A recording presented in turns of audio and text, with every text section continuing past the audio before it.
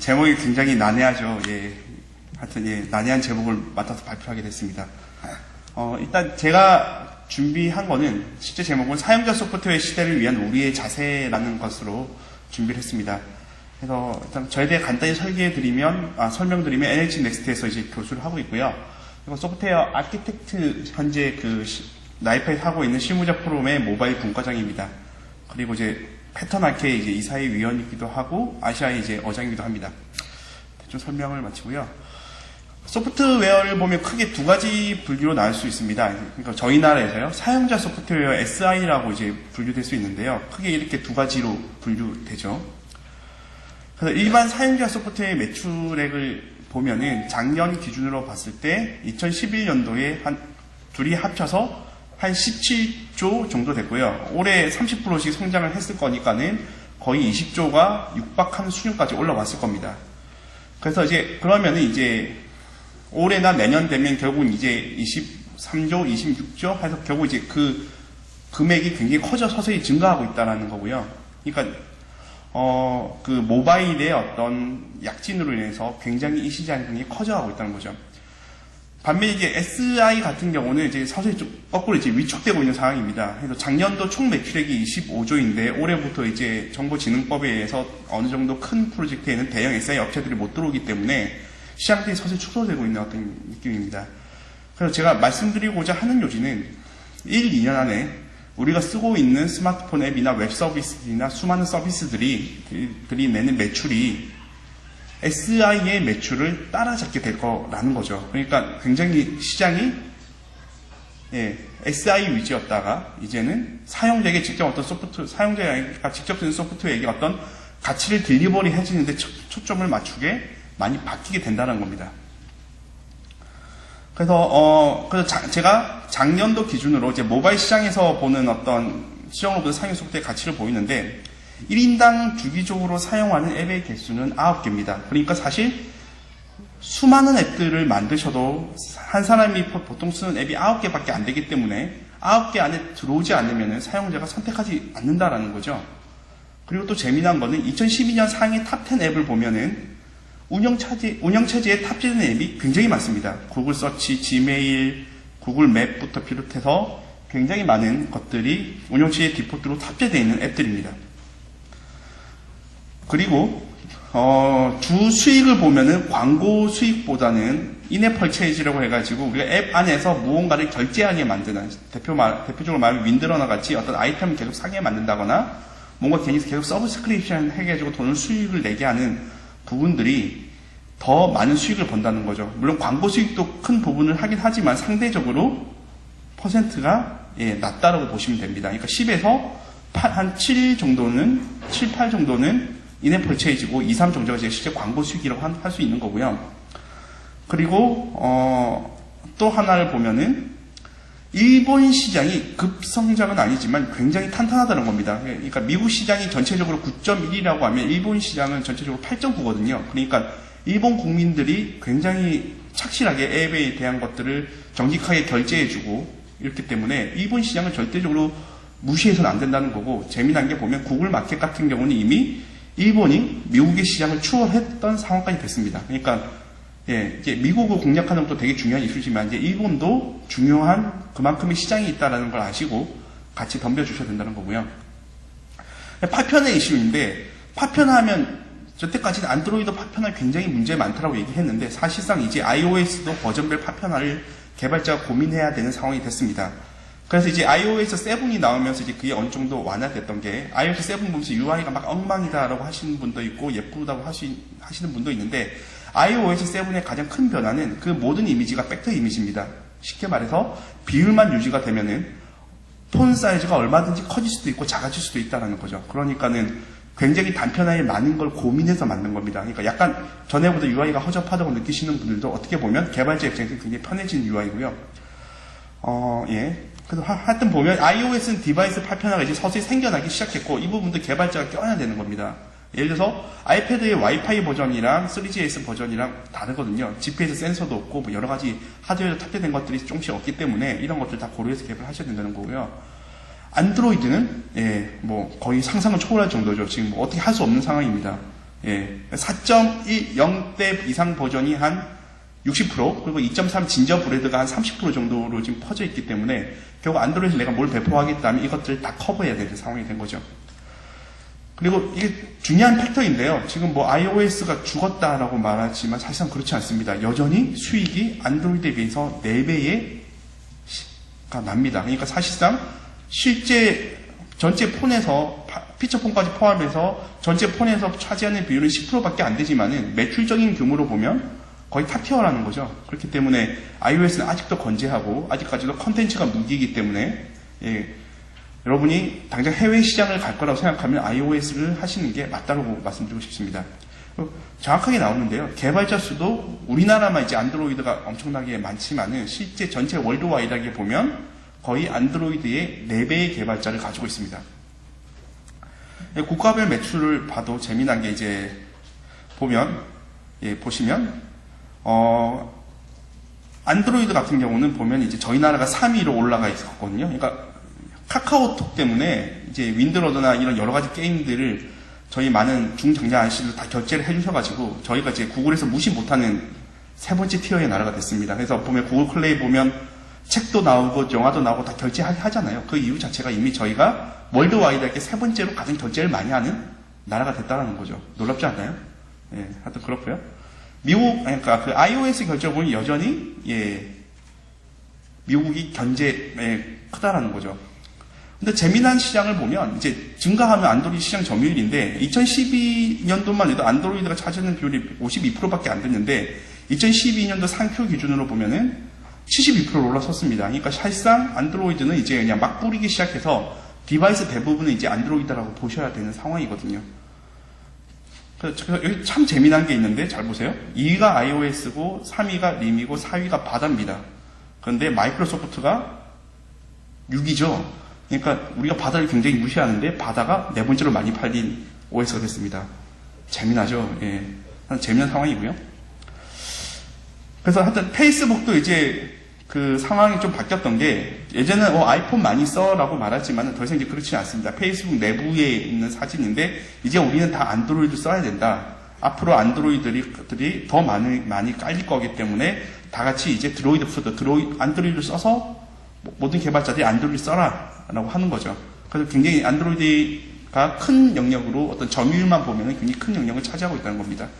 그래서 이게 극단적으로 참 재미난 얘기인데요. 보시면 이제 앵그리보드는 다 아실 겁니다. 앵그리보드에서 2011년 수익인데 보시면 iOS 같은 경우는 실제 앱을 몇 달러 주고 샀거든요. 근데 그걸로 실제 구입한 금액보다 안드로이드로 해서 광고로 얻은 수익이 앵그리보드가 더 많습니다. 그러니까 계속해서 노출되고 계속해서 광고가 뜨니까 광고 플랫폼으로서 아직까지 안드로이드가 더 낫다라는 거죠. 그러니까 보시면 이제 전략을 잘 선택하셔야 되는 거죠. 내가 뭘 만들어서 팔아서 당장 수익을 얻을 거다라고 하면 iOS를 쓰셔야 되지만은 뭔가 계속 광고로 뿌려서 수익을 얻을 거다라고 생각이 드시거나 어떤 사람의 삶에 온라인되는 라이프 온라인되는 서비스를 만들 거다라고 하면 안드로이드로 가셔야 된다는 거죠. 그러니까 굉장히 상황이 좀 이제 극단화로 이제 치솟고 있다라고 보시면 되고요. 하여튼 이런 상황이고 이제 지금 사용자 서포트는 이런 상황으로 좀 시간으로 흘러가고 있고요. 이제 저희가 이걸 잘하기 위해서 넘어야 할 난관들이 있습니다. 이제 3대 난관인데요. 뭐, 마이크로소프트는 예전보다 파워가 많이 없어졌기 때문에 괜찮은데, 사실 애플이나 구글이 하는 짓들이 굉장히 무섭거든요. 한번 보시죠. 2007. The iPhone makes its debut. Apple undoubtedly brings this innovation to us early, but its time was approaching because its core technology had been evolving for decades. That's multi-touch, controlling a device by touching its display. Here is Steve Jobs introducing multi-touch and making a rather foreboding joke. And we have invented a new technology called multi-touch. You can do multi-finger gestures on it, and boy, have we patented it. Yes. And yet here is multi-touch in action. This is at TED, actually, about a year earlier. This is Jeff Hahn, and I mean, that's multi-touch. It's the same animal, at least. Let's hear what Jeff Hahn has to say about this newfangled technology. Multi-touch sensing isn't completely new. I mean, people like Bill Buxton have been playing around with it in the 80s. The technology, isn't the most exciting thing here right now, other than probably its newfound accessibility. So he's pretty frank about it not being new. So it's not multi-touch as a whole that's patented, it's the small parts of it that are. And it's in these small details where we can clearly see patent law contradicting its intent to promote the progress of useful arts. Here is the first ever slide to unlock. That is all there is to it. Apple has patented this. It's a 28-page software patent, but I will summarize what it covers. Spoiler alert. Unlocking your phone by sliding an icon with your finger. I'm only exaggerating a little bit. It's a broad patent. Now, can someone own this idea? Now, back in the 80s, there were no software patents, and it was Xerox that pioneered the graphical user interface. What if they had patented pop-up menus, scroll bars, the desktop, with icons that looked like folders and sheets of paper? Would a young and inexperienced Apple have survived the legal assault of a much larger and more mature company like Xerox? Now, this idea that everything is remixed might sound like common sense until you're the one getting remixed. For example, I mean, Picasso had a saying, he said, good artists copy, great artists steal. And we have, always been shameless about stealing great ideas. okay, so that's 96, here's 2010. I'm going to destroy Android because it's a stolen product. I'm willing to go thermonuclear war on this. Okay, so in other words, great artists steal, but not from me. 재밌게 보셨나요? 예. 보시면 이제 특허라는 이슈가 굉장히 큰 이슈거든요. 그러니까 사실상 이거죠. 제가 애플의 똑같은 서비스를 뺏기면은 이길 수가 없습니다. 왜냐면 그쪽이 엄청나게 강력한 파워가 있으니까. 근데 반대로 제가 굉장히 작은 영수한 업체였는데 그 업체에서 제 아이디를 그대로 카피해 나간다면 그냥 뺏기겠죠. 대부분이 그런 상황이 동일하게 재현된다는 겁니다. 대표적인 게 이제 이번에 나왔던 iOS 7에 나왔던 카메라인데요. 사실상 인스타그램하고 별 차이를 모르겠습니다. 무슨 말이냐면 이런 대기업들은 엄청나게 큰 특허풀을 가지고 있고 그 다음에 이런 특허풀을 가지고 동일하게 서비스를 뺏기게 한다라고 하면 이미 디폴트로 탑재돼서 나온다고 하면 사실 이게 게임은 없는 거죠. 그러니까 굉장히 불리한 상황이다라고 보는 거죠. 사용자 소프트웨어 입장에서도. 그리고 구글이 무서운 이유도 있는데 그래서 저희가 대안으로 우리나라에서는 안드로이드를 굉장히 많이 선택을 했습니다. 근데 사실 안드로이드도 오픈소스라고 말할 수 있는지 사실 의문이 듭니다. 무슨 말이냐면 작년도에 이제 그 웨비노스라고 하는 EU에서 그 오픈소스에 대한 오픈인스 개방성을 조사를 했는데 안드로이드가 오픈소스 중에서 가장 폐쇄적인 오픈소스로 23위라는 스코어를 얻었습니다. 무슨 말이냐면 핵심을 보게 되면 이제 오픈소스이긴 한데 구글러가 아니면 할 수 있는 게 없다라는 거죠. 쉽게 말해서 오픈소스만 오픈소스이지 우리가 여기에 뭔가 새로운 신규 기능을 추구하거나 이런 방향들을 넣어줘야 된다. 단편한 문제를 해결해서 우리가 이런 거 넣어줬으면 좋겠어요 라고 해야 되는데 그런 걸 구글 직원이 아니면 넣을 수가 없습니다. 그러니까 정리하자면 그 안드로이드의 오픈소스 정리를 하자면 우리 소스는 오픈인데 정리하자면 너희들은 우리 버그만 잡아주면 돼 이거든요. 그러니까 사실상 똑같이 윈도우랑 별반 다를 바 없는 폐쇄적인 플랫폼이라는 거죠. 그리고 역시 안드로이드도 전체 소스 코드 중에서 한 절반 정도만 공개를 하고 있기 때문에 사실 그 밑에 무슨 일이 일어나는지는 아무도 모르는 거거든요. 그래서 굉장히 많은 플랫폼들은 다 많은 플랫폼들이 각각 다 자기의 폐쇄적 영역을 구축하고 있다는 겁니다. 그래서 안드로이드 개발하시는 분은 많이 보셨을 건데 그냥 지금 현재 안드로이드 개발할 때 안드로이드 네이티브 SDK로만 개발할 수 없는 상황이라는 겁니다. 수많은 오픈소스들을 다 들고 와가지고 상황에 맞게 넣어서 써야만 되는 상황이 된 거죠. 원래라면 안드로이드가 진정한 오픈소스였다면 이 오픈소스의 상당 부분의 기능들이 안드로이드에 반영됐어야 되는데 전혀 반영을 되지 않고 있다는 겁니다. 안드로이드가 구글이 또 되게 무서운 건 특허 관련된 건데 구글이 특허를 가지고 되게 장난을 많이 칩니다. 무슨 말이냐면 뒤에 나오겠지만 공짜인데 소송당하면 돈 번 사람이 네가 돈 내야지. 그래서 아파치 라이센스를 걸어놨죠. 그래서 이제 실제 소송은 마이크로소프트가 안드로이드한테 걸었지만 삼성이 결국 돈을 다 내준 거죠. 그리고 공짜이긴 한데 상황에 따라서 네가 돈 좀 벌면 특허로 우리가 소송도 걸 수 있어 라고 해서 MIT 라이센스를 살짝 바꿔서 넣거든요. 그러니까 오픈소스 라이센스에 구글에 유리한 사항들을 조금씩 추가해가지고 변경을 해놓고 있습니다. 그러니까 사실상 이것도 믿을 수 있는 것들이 아니라는 겁니다. 그래서 우리가 가야 할 게 과연 무엇일까 많은 고민을 해봤는데 좋은 베스트 프랙티스 사례인 것 같습니다. 구글을 먹어버린 스타트업 얘기인데요. 구글 헬스라는 서비스랑 이제 구글 파워미터라는 서비스인데 이거 2011년도에 이제 그만 안 하겠다라고 말을 했거든요. 그래서 구글 파워미터에 좀 설명드리면 이제 스마트 그리드라고 하는 건데 저희 나라도 곧 적용이 됩니다. 전기에 대한 요금이 전기가 항상 이제 피크치를 제재하겠다는 건데 2시부터 5시까지 저희가 무슨 절정 기간이라고 되게 말을 많이 하잖아요. 그러니까 2시부터 5시까지 전기가 확 올라가는 그 피크치 때문에 저희가 원자력을 짓거나 여러 가지를 지어야 되거든요.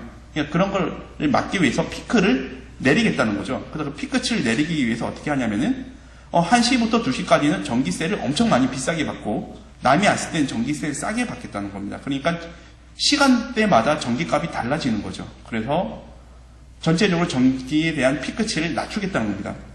그래서 구글이 맨 처음에 이 사업을 시작했고 수많은 어떤 우리나라의 한전 같은 업체들이랑 전략을 맺어가면서 거의 시장을 다 다져놨어요. 그런데 얘를 뚫고 이긴 스타트업이 있습니다. 오파워라는 회사인데 직원이 100명밖에 안 돼요. 그래서 결론만 빨리 말씀드리면 구글은 정말 개발자스럽게 전략을 썼습니다. 뭐냐면 오픈 API를 자기가 만들어서 한전 같은 업체한테 제공을 받으면 그걸 자기가 잘 모니터링하고 스케줄링 해줘서 가이드를 줘가지고 이런 서드파티 제품이랑 연동해서 고객들이 이걸 쓰면은 전기가 절약될 거다라고 하는 전략을 썼죠. 그러니까 볼 때 별 이상 없어 보이죠. 예. 근데 이건 굉장히 개발자스러운 기칸 전략이었거든요. 이 100명의 스타트업은 뭘 했냐면은 이거를 종이로 나눠줬습니다. 그러니까 네가 어떻게 하면 전기를 아낄지를 이 종이로 설명해 주는 거죠. 그래서 첫 페이지가 보면은 이겁니다. 너희 중에서 너랑 비슷한 샐러리에 비슷한 위도 경도에 비슷한 평수를 가지고 있는 애들 중에 전기를 이만큼 절약한 애가 있어. 넌 왜 이렇게 많이 쓰고 있니? 그러니까 첫 페이지죠. 그 다음 쭉 넘겨보면 네가 전기를 많이 쓰고 있다라는 것들을 계속 강조시켜주고 그 다음 페이지 넘겨보면 네가 하는 행동 하나하나를 따라하면 돈이 절약된다는 거예요. 돈이 절약된다라는 걸 말해줍니다. 예를 들어서 이런 거 온도를 몇 도 낮추면은 네가 연 340달러를 벌 수 있어. 이런 지침들을 보여주는 거죠. 그러니까 실제 이 종이 때문에 그 주의 전기가 드라마틱하게 내려갔습니다. 무슨 말이냐면 낮에 집에 있는 분들은 저희같이 젊은 사람들이 아니라는 거죠. 예. 노인들이나 할머니들, 할아버지거든요. 그분이 넥서스 4를 써가지고 구글 서비스에 접속해서 전기를 절약할까요? 아니라는 겁니다. 종이를 줬던 거죠. 그 종이를 보고 따라가니까 이렇게 하면 내가 돈을 절약할 수 있겠구나 하고 하나 둘씩 움직이게 해주니까 거짓말처럼 전기가 내려갔다는 거죠. 그래서 구글은 저희 같은 개발자 출신은 항상 이런 식으로 얼리 어댑터 성격이 강하지만 이쪽 오파원 회사는 철저하게 이제 고객을 중심을 조사해서 했습니다. 그래서 이제 옵트인 옵트아웃 장식인데 구글은 그 서비스에 가입해야만 쓸 수 있는데 오파원은 무조건 이 종이를 맨 처음에 공짜로 다 뿌렸습니다. 그러니까 이거 쓰니까 전기가 절약되네 하면서 이제 사람들이 돈을 몇 달러씩 내고 구독하기 시작하는 거죠. 그래서 서서히 오파워가 점유율이 늘어나기 시작하고 그래서 60개 이상의 회사들이 이제 구글 파워미터 손을 떼고 오파워랑 연결을 하고 미국 탑10 전력 회사가 다 이제 오파워랑 전략을 코업을 했습니다. 그리고 얼마 지나서 오바마가 너무 고마웠던 겁니다. 전기 자체에 대한 사용량이 서서히 줄어들어가니까 너무 이 오바마가 고마워서 오파워 있는 이 회사에 가서 100명 있는 스타트업에 가서 연설을 해줍니다. 1시간 동안. 그게 이제 CNN인가 하여튼 어딘가 이제 보도가 됐고요. 그래서 얼마 지나서 2010년 10월에 5천만 달러를 이 오파워가 펀딩 받았고 2012년 6월 24일 날 구글은 파워미터를 포기한다고 말했습니다. 결국 뭐냐면은 어떤 기술보다는 끊임없이 고객에게 어떠한 가치를 줄 수 있는지를 찾는 게 굉장히 중요하다는 거거든요. 그래서 우리는 고객을 잘 알아야 되는데 겉에 보이는 행동 말고 안에 얘가 어떠한 생각들을 가지고 있는지를 다 뽑아내야 된다는 거죠. 그래서 결국 이런 것들 많이 보셨을 겁니다. 화장실 갔을 때 이런 게 설치되면은 일반적인 화장실보다 85% 더 화장실이 깨끗해진다는 거거든요. 그래서 오파워가 하는 일은 절약이 몸에 배어있는 유저들을 찾아갔습니다. 이 사람들이 어떻게 많은 것들을 절약하는지를 꼼꼼하게 체크를 했던 거죠. 그래서 다 체크를 하면서 이 사람들이 전기도 이런 식으로 절약을 하는구나 하고 다 서베이를 한 겁니다. 그래서 이 사람들이 이렇게 하니까 전기세가 적게 나오는구나 라는 것들을 많은 인터뷰를 통해 가지고 뽑아내고 그것들을 고객의 페르소나로 정리를 한 다음에 아까 같은 그런 문서들을 만들어냈다는 거죠. 그래서 그 종이 한 장으로 엄청나게 전기가 절약됐다는 겁니다. 그래서 이겁니다. 대부분의 스타트업들은 제품 개발을 실패하는 것보다는 고객들이 부족해서 실패를 하거든요. 그러니까 중요한 거는 고객 개발은 뭐냐면 우리가 어떤 아이템을 만들고 그 비즈니스의 플랜을 써서 이렇게 해봤자 이거는 우리들이 가정한 문제라는 거죠. 진짜 고객의 문제를 해결한 건지는 알 수가 없다라는 겁니다. 그래서 일반적인 기업의 프로세스, 소프트웨어 프로세스는 여태까지 이랬습니다. 요구사항 받고 설계하고 구현하고 검증하고 메인테넌스하고. 그런데 이제 사용자 소프트웨어는 사실상 이제 이렇게 안 된다는 거죠. 거의 이렇게 바뀐다는 겁니다.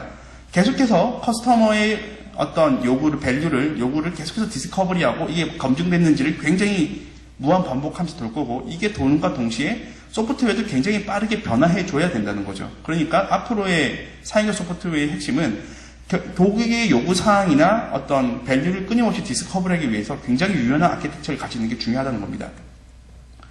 그래서 이제 고객이 어떻게 우리 것들을 배포한 이후에 모든 게 끝나는 게 아니라 고객들이 어떻게 우리의 서비스를 쓰는지를 끊임없이 지켜보고 모니터링 해주셔야 된다는 거거든요. 그래서 이제 저희 제자 중에 이제 재명이라는 애가 있는데 뭐냐면 알람 앱을 하나 만들었습니다. 아이디어는 이겁니다. 알람을 끌 때 내가 찍었던 사진이랑 똑같은 사진을 찍어야만 알람이 꺼지는 거예요. 그러니까 웬만하면 안 꺼지겠죠. 그러니까 제가 일어나려면 막 이상하게 어지럽게 해놓고 잤다 일어나면 이거 다 정리하고 똑같은 사진 찍어야만 꺼지는 거거든요. 근데 이 친구가 만든 앱들이 이슈가 돼서 글로벌 앱이 됐습니다. 뭐냐면은 시넷이나 기즈모드 같은 데 다 도보가 돼가지고 갑자기 확 사용자가 늘어난 거죠. 근데 이 친구들은 굉장히 전략적으로 움직였습니다. 뭐냐면은 사용자가 나의 앱을 어떻게 쓰는지를 계속해서 지켜봤던 거죠.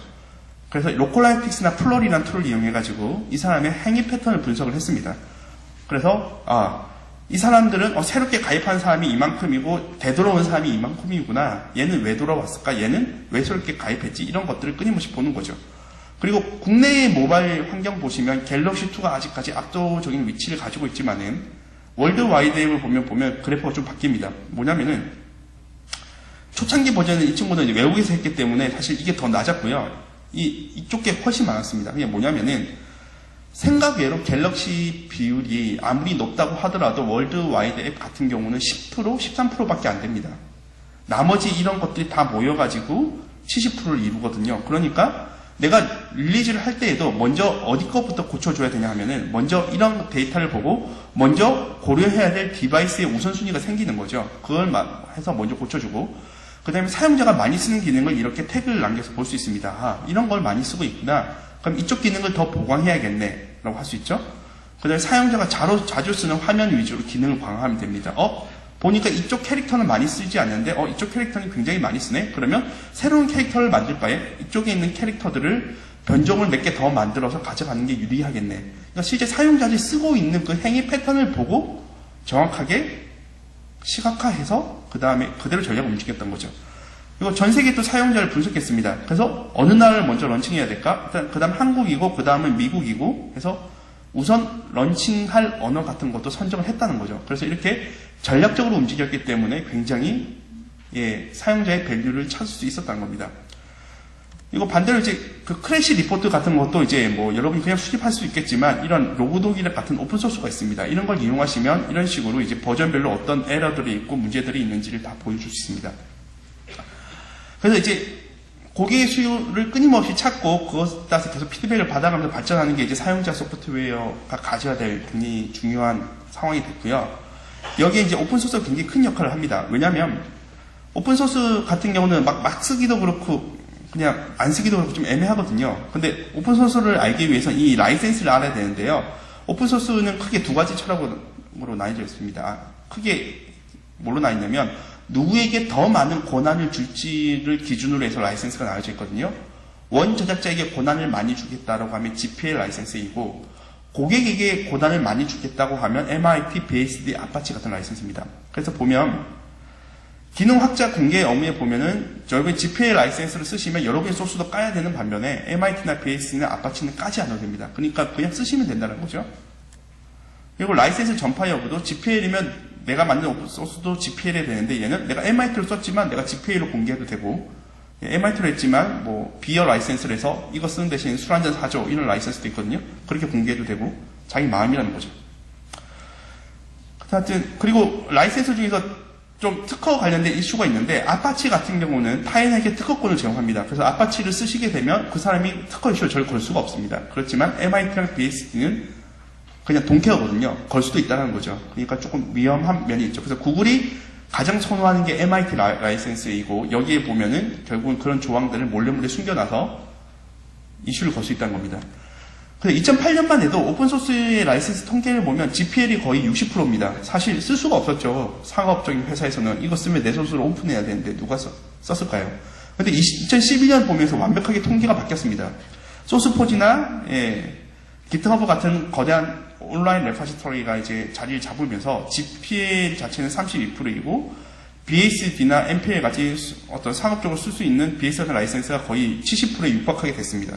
그러니까 이제 오픈소스는 내가 SS로 얼마든지 가져다 쓸 수 있는 상황이 되었다는 거죠. 그래서 마음껏 상용적으로 써도 되는 오픈소스가 늘어났고 이제 이 오픈소스를 어떻게 하면 잘 쓰냐가 굉장히 중요한 이슈가 된 겁니다.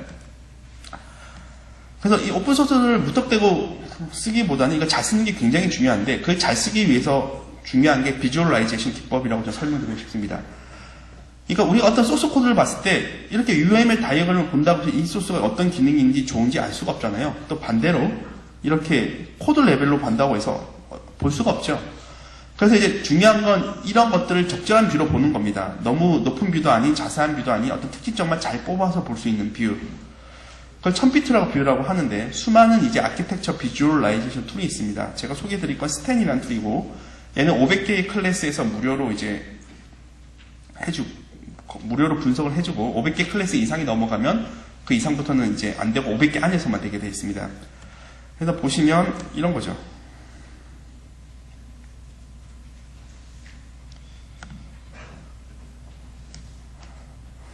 그러니까 그 두 가지 버전이 있는데 이클립스에 인테그레이션 된 버전이 있고 아닌 버전이 있습니다. 이건 제가 페이스북을 리버싱한 겁니다. 페이스북에 있는 안드로이드 앱을 리버싱을 해서 그것들을 APK를 리버싱 해가지고 이렇게 구조를 보는 겁니다. 보면 이제 정체적인 어떤 덩치 크기가 있는데, 보면 뭐 하여튼 이런 뭐 큰 크기들로 ORCA라는 거랑 뭐 카타나라는 게 나뉘고 있고, 이 부분 제가 뒤에 설명을 드릴 거고요. 실제 이렇게 패키지 구조가 되어 있고, 눌려가면 얘들이 어떤 기능으로 실제 구조화가 되어 있는지를 다 시각적으로 볼 수 있습니다. 그리고 얘네들이 어떤 기능을 위해서 어떤 라이브러리를 쓰고 있는지까지 다 볼 수 있습니다. 이거 재미난 게 그건데, 페이스북 앱에서 구글 플레이에 업데이트 없이 어떤 액티비티를 업데이트 할 수 있는 자체 기능을 추가해가지고 이 구글 플레이에서 엄청나게 큰 제재를 가했거든요. 그게 됐던 이유가 뭐냐면은, 인젝션이라고 해서 이제 DI 컨테이너를 놓고 요 안쪽에 보면 APK를 다운받을 수 있는 다운로드를 하나 설치해놨습니다. 그래서 사실상 구글 플레이가 아니어도 자체적으로 내부적으로 업데이트 할 수 있는 기능들을 마련해 놨던 거죠. 그러니까 그런 기능을 구현하려면 어떻게 구현해야 되지? 모르는데 이렇게 리버싱을 통해서 아키텍처를 보고 볼 수 있으면 아 얘는 이런 기능을 구현했구나 라고 하고 이제 알 수 있는 거죠.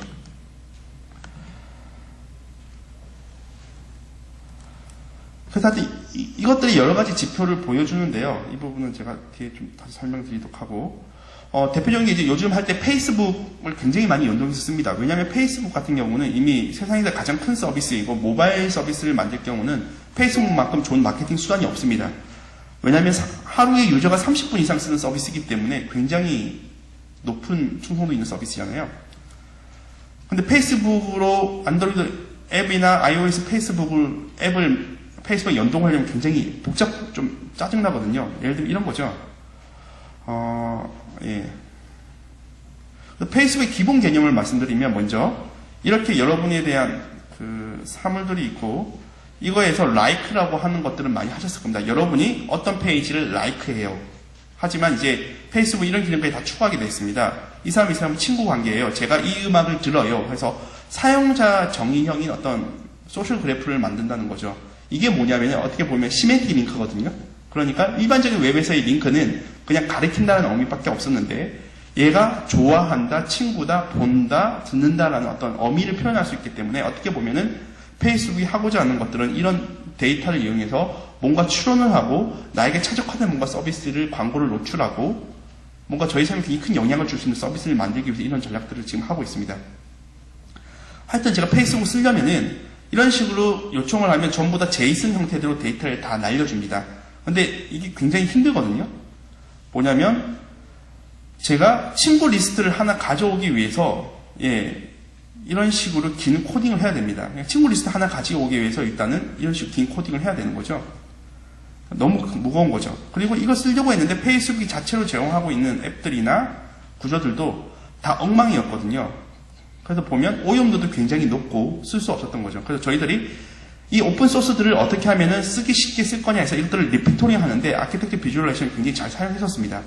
일단 먼저 비주얼라이제이션 쓰기 이전에 최종적으로 우리가 어떻게 서비스가 제공돼야 될 거냐에 대한 얘기들을 했는데 결론부터 말씀드리면 자주 쓰는 기능을 먼저 초출한 겁니다. 20%지만 80% 사용되는 기능은 무엇이 있을까 해서 분류화시키고 핵심적인 기능을 이거는 꼭 제공돼야 되는 거야 라고 추출을 해준 거고 그 다음에 이거 사람들이 쓰기 쉬우려면 어떻게 써야 될까라고 해서 처음부터 다시 시작한 거죠. 그래서 뭐라고 했냐면 뭔가 설계를 하기 전에 API 자체에 대한 샘플을 만듭니다. 이런 일을 우리가 이런 기능을 하면서 이런 식으로 코드를 짜면 돼요. 그게 맞아? 그게 아닌 것 같은데 이렇게 피드백을 주면서 실제 아직까지 프로젝트 시작은 안 했지만 구현은 안 했지만 이런 식으로 우리가 만들어지면 이렇게 쓸 거다 하고 사용성 API의 사용성 자체를 계속 하는 거죠. 이 대표적인 사례가 이제 단넷인 경우인데 단넷 1.0에서 C샵에서 파일을 읽는 구조입니다. 보시면 별 이상 없어 하시는 분 있겠죠. 그분들은 대부분 C나 C++에 익숙한 개발자거든요. 그런데 1.0 했을 때 파일 읽는 것들 API를 이렇게 오픈해가지고 엄청나게 욕을 먹었습니다. 비주얼 베이직 개발자가 이렇게 했거든요. 야 이렇게 해도 할 수 있잖아. 더 쉽게 해야지. 그러니까 뭐냐면 개발자가 굉장히 똑같은 기능을 하더라도 적은 코드에 직관적으로 해주는 게 굉장히 중요하거든요. 그래서 단넷 팀은 이제 그걸 깨닫고 이제 모든 것들을 이렇게 만듭니다. 이런 기능이 있으니까 서로 피드백을 받으면서 야 이렇게 쓰면 불편해 이렇게 하는 거죠. 그래서 저희도 동일하게 한 겁니다. 저희가 가상의 프레임워크가 있고 이걸 이렇게 써야 될 거야 하고 저희가 포스트를 만들려면 이렇게 하는 게 편할까 이렇게 하는 게 편할까 이런 식으로 계속 얘기를 주고받는 겁니다. 그래서 실제 어떻게 사용자가 편하게 쓸 수 있는지를 계속해서 리피토링 하는 거죠. 그래서 결국 쭉 하면은 이제 친구 리스트 가져오기 페이스북 API를 쓰면 이렇게 길게 코드를 짜야 되는데 저희 거는 그냥 이렇게만 가져오면 편하잖아요. 그러니까 이런 식으로 굉장히 짧은 단어로 개발자가 쓸 수 있게 추상을 계속 하는 거죠. 이런 식으로 몇 번 거치게 되면은 됩니다. 그러면 피드 올리기도 이런 식으로 이제 되고요. 그래서 보면 저희 게 훨씬 간단한 거죠. 그래서 이렇게 해서 더 사용자가 쓰기 쉽게 만들었고요. 여기서 이제 튼튼한 아키텍처가 굉장히 중요한데, 왜냐면 오픈소스 같은 경우는 아키텍처가 굉장히 중요합니다. 무슨 말이냐면 이제 여러분이 쓰시고 있는 모바일의 웹브라우저는 웹깃이라는 웹브라우저가 거의 시장 잠식률을 90% 이상 가지고 있습니다. 안드로이드도 웹깃이고 iOS도 웹깃이거든요. 그런데 얼마 전에 큰 전쟁이 있었습니다. 뭐냐면 구글 웹깃 프로젝트가 초기 사파리 웹브라우저를 오픈소스로 만들면서 오픈한 거였는데 초기에 애플 컴퓨터들이 다 자리를 잡고 있었죠. 리뷰어들이.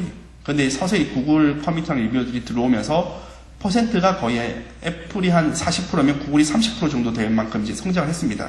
그리고 얼마 전에 전쟁이 있었습니다. 무슨 전쟁이 있었냐면 야 웹깃에는 문제가 있어. 싱글 스레드로밖에 안 돌잖아. 그러니까 우리가 밑단 다 뜯어 고치자. 커널 밑단 부분들 너무 무거우니까 마이크로 커널 같이 가볍게 가져가고 사운드는 사운드 따로 빼고 뭐는 따로 빼고 이런 식으로 구조를 가져가자라고 한번 했습니다. 그러니까 그렇게 했는데 이제 애플이 반대하는 거죠. 왜냐하면 코어에 대한 컴퓨터들이나 리뷰어들이 다 애플 직원이기 때문에 그것들을 오케이 하는 순간 구글이 이제 그쪽 컴퓨터가 들어오게 되고 오픈소스의 흐름 자체를 이제 구글이 가져가기 때문에 애플은 당연히 안 돼라고 했던 거죠. 그래서 투표를 해가지고 결국은 애플이 이겼습니다. 그래가지고 이제 잘못하면 애플이 어떻게 됐냐면 이제 이 웹킷에 대한 오너십을 구글한테 뺏길 뻔했죠. 근데 구글은 이제 어떻게 했냐면 새로운 브라우저를 이제 만들었죠. 블링크라고 하는 새로운 브라우저를 우리가 만들겠다라고 해서 웹킷의 포크를 따서 구글 안에서 새롭게 만들고 있습니다.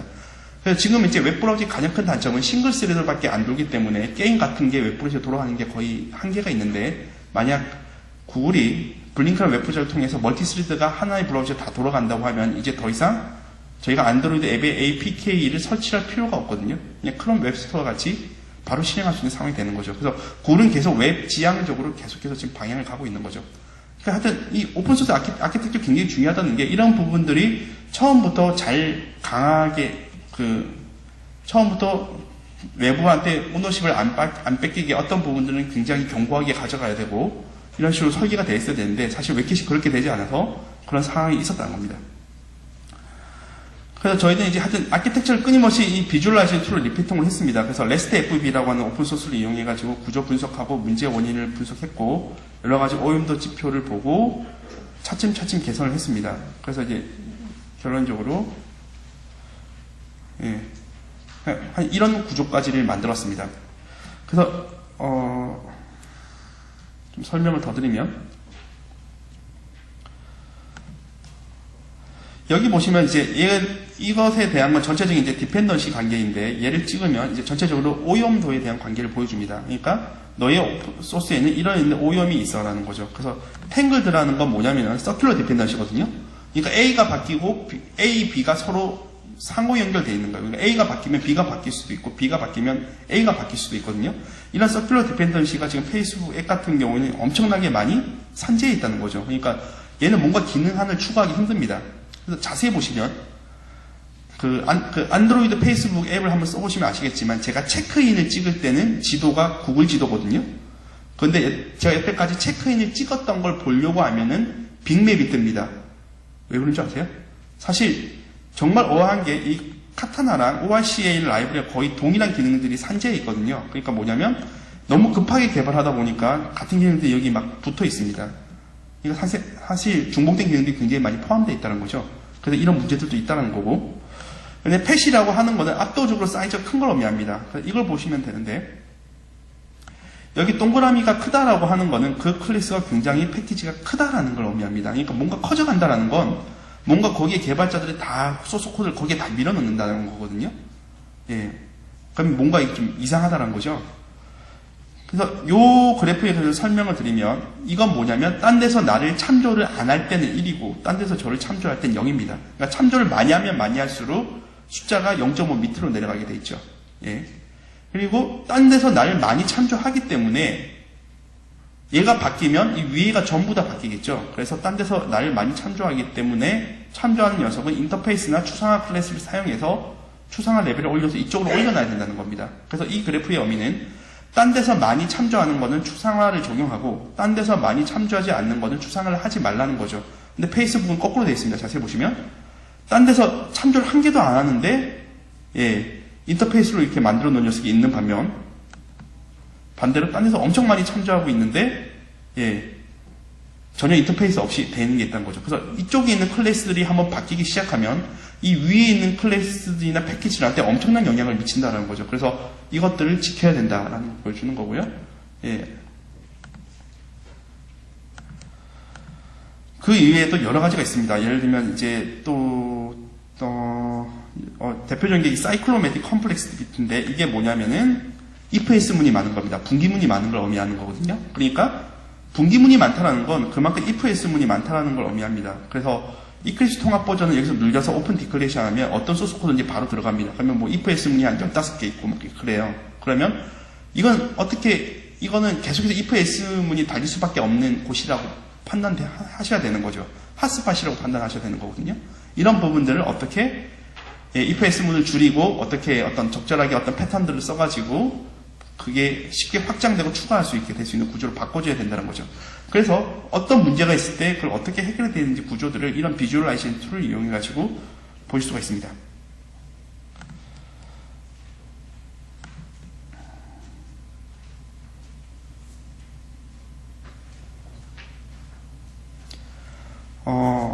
저희가 저렇게 애플 헤일로 아키텍처를 만들었고요. 그리고 또 다른 하나를 보여드리면, 저희가 오픈소스 중에 하나를 이용해가지고 무료로 만든 게 하나 있습니다. 뭐냐면 이제 로그독이라고 하는 건데, 안드로이드의 로그를 모아서 그래픽하게 보여주는 겁니다. 버그센스 같은 툴도 있고, ARCA라는 오픈소스 있는데, 버그센스는 비용이 워낙 비싸고요.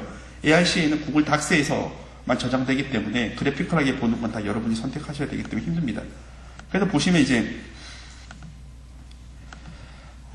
저희가 오픈소스인 마이크로 로그4 안드로이드라는 거 들고 와가지고 그것들을 좀 랩핑해서 쓰기 편하게 만들고 그거를 구글 앱 엔진에서 그 버그 리포트 수집할 수 있게 프론트엔드를 만들었습니다. 보시면 이제 이런 식으로 언제 문제가 발생했는지를 보실 수 있습니다. 그래서 파편화, 단편화 문제 이슈별로 보실 수가 있고요. 그러니까 내가 이 버전만 보겠다라고 하면은 안 볼 버전들은 이렇게 하면 이게 빼지는 거죠.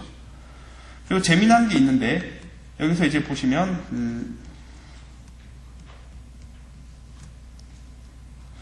보면 되는데 저희가 앱이 죽는 이유에 대해서 전체적인 파이 그래프를 보여주는 겁니다. 근데 보면은 죽는 이유 중에서 60% 정도가 제가 만든 소스 코드에서 죽는 게 아니었었어요. 무슨 말이냐면 제가 넣었던 광고 보는 배너 때문에 제 앱이 죽는 확률이 60%였던 겁니다. 크래시가 난 것 중에. 그러니까 야, 광고 배너 함부로 쓰면 안 되겠네. 아는 것된 정보들을 잘 알 수 있는 거죠. 그러니까 이런 식으로 해서 실제 배포한 이후에서도 어떤 버전들이 어디서 많이 죽는지를 시각해서 볼 수 있습니다.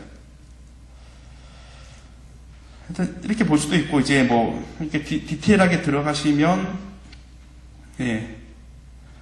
어디서 죽었는지를 볼 수 있고, 어느 라인에서 죽었고, 디바이드 바이 제로 때문에 죽었다라는 거랑 어느 나라에서 죽었고, 이런 정보들을 다 볼 수가 있습니다. 그래서 제가 URL은 여기 다 놨고요. 그냥 로그 독이라고 치면 저희가 오픈소스로 다 공개해 놨기 때문에 안드로이드 쓰시는 분이면 그냥 가져다 쓰셔도 됩니다.